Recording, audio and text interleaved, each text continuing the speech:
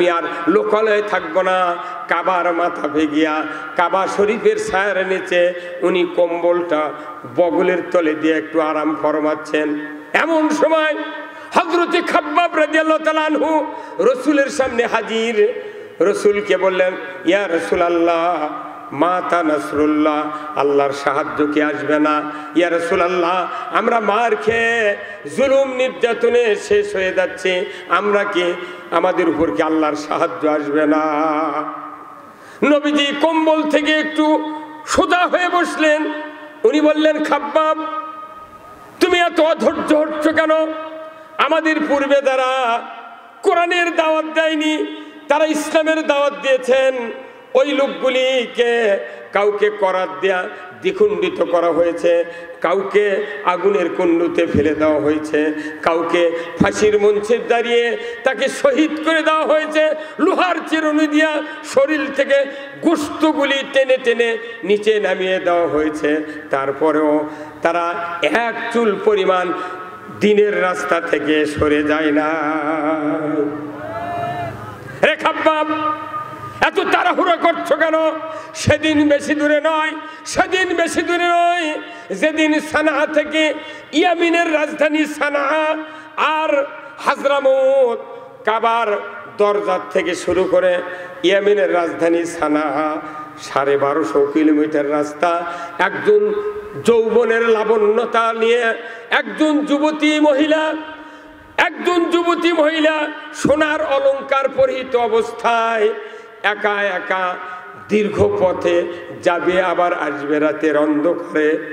কোনো চোরের ভয় থাকবে না, ধর্ষকের ভয় থাকবে না, ডাকাতের ভয় থাকবে না, কোনো রকমের কোনো ভয় থাকবে না।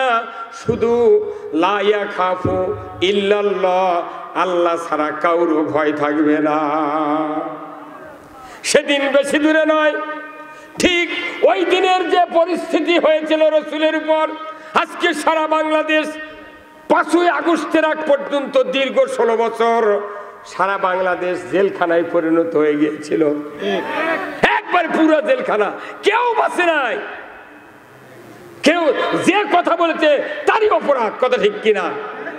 আওয়ামী লীগের কিছু ভাইয়েরা যদি হক কথা, বহু লোক আছিল তারা আওয়ামী লীগের লোক, তারা এই প্রতিবাদ করছে এইভাবে রাত্রে ভোট দিলে কাম হবে, তারপর দলের থেকে বহিষ্কার করছে। কথা কন না, ওদের দলের লোক ওদের সমালোচনা করছে, যখনই করছে তখন স্যার। আবার পুলিশ বাহিনী যদি বলেছে না এই কাজ করা যাবে না, তখনই তাকে ডাকেলে গুলি করে মেরে ফেলে। হ্যাঁ, কথা কন। তার মানে কি, একটা মানুষ পুরা বাংলাদেশ একাই নিয়ন্ত্রণ করেছে, ভোট তো পায়নি, তাহলে একলাই তো করবি। কথা কন না। তাহলে এই অবস্থা সারা বাংলাদেশ ছিল। সবাই যার যার মতো বলেছে, আল্লাহ তুমি আমাদের জন্য সাহায্যকারী পাঠাও। সূরা নেসার 74 নম্বর আয়াতে আল্লাহ বলছেন, এরপরে 75 বলেছেন, ওমা লাকুম লা তুকাতিলুনা ফি সাবিলিল্লাহ ওয়াল মুস্তাদআফিনা মিনার রিজালে ওয়ান নিসায়ে ওয়াল বিলদানিল লাযিনা ইয়াকুনুল্লাহ। এইভাবে আল্লাহ বক্তব্য দিয়েছেন, ও দুনিয়ার মানুষেরা, তোমরা যে আমার কাছে বলছো, দেখো না এক শ্রেণীর বৃদ্ধ, এক শ্রেণীর বৃদ্ধা, যুবক যুবতী, শিশু, তারা কান্না করতেছে, আল্লাহ এই জালেম জনপদ থেকে আমাদেরকে বাঁচিয়ে দাও, আর আমাদের সাহায্যের জন্য একটা ভালো নেতা দিয়ে দাও। আল্লাহু আকবার। এই কয়েকদিন আগে এই দোয়া আমরা করেছি, কিন্তু দোয়াও কবুল হয়নি। ছাত্র সমাজের ভাইয়েরা খুন্তি থেকে আবাবিলের মতো নেমে গেছে। হ্যাঁ, যারা আইনমন্ত্রী, স্বরাষ্ট্রমন্ত্রী, এরা বলল করো গুলি। পুলিশ বাহিনী বলেছে, স্যার গুলি তো করবে, করছেন 3 জন মরে, 30 জন আবার সামনে আসে। আল্লাহু আকবার। এটা খালি ছাত্র সমাজ নয়, ওই বদরের যুদ্ধের মতো, উহুদের যুদ্ধের মতো আল্লাহ ফেরেশতা দিয়া বাংলাদেশে সাহায্য দান করেছেন। এই কথাটা তখন প্রেক্ষাপট, রসুলের প্রেক্ষাপট এক হয়েছিল। কথা ঠিক কিনা? যখন এই কথা বললেন রসুল যে খাব্বাব আর তাড়াহুড়ো করো না, অচিরে এই দিন আসবে যেদিন একজন যুবতী সোনার অলংকার পরিহিত অবস্থায় রাতের অন্ধকারে 1250 কিলোমিটার পথ এইভাবে যাবে আসবে, লা ইয়াখাফু ইল্লাল্লাহ, আল্লাহর ভয় ছাড়া কারো ভয় থাকবে না। যেরকম আল্লাহু আকবার।